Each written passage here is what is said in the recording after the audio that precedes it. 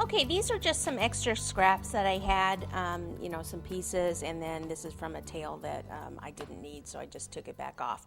What we're going to do is make the pumpkin out of it, okay? So you always want to kind of use some of your stuff.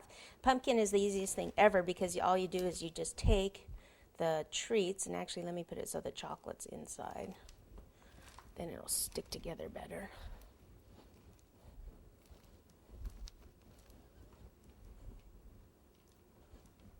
And you can heat up the cereal treats too if it makes it easier for you. Because the only thing is just be careful if you do that because they tend to get very hot.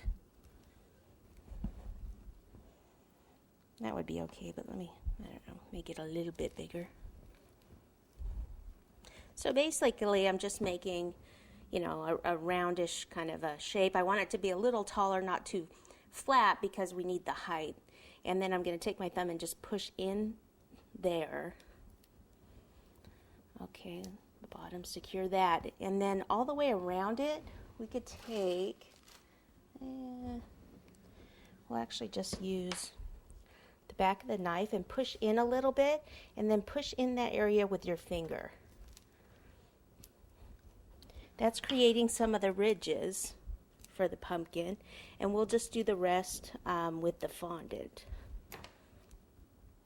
Okay, if you wanted to fill in some of these, you know, some of the gaps or the roughness of it, you can coat it all with chocolate, but it'll be fine as long as our fondant is thick enough. Okay, so that's that part. Let's see if it's ready to come out of the freezer, the tail.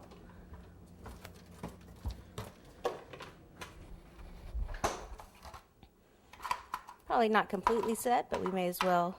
I think we'll be okay. I'll place it maybe over there to keep that curve, and I'll pour it on the other side here.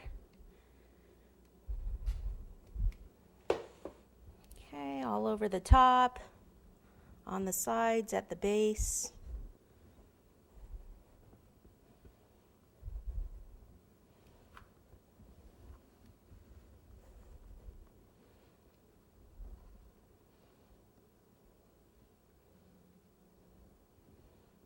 Okay, maybe I'll just sit it on the side like that so it doesn't stick to this piece. Back into the freezer we go, and I am going to wash my hands, get the chocolate off, and then we can start covering this with fondant.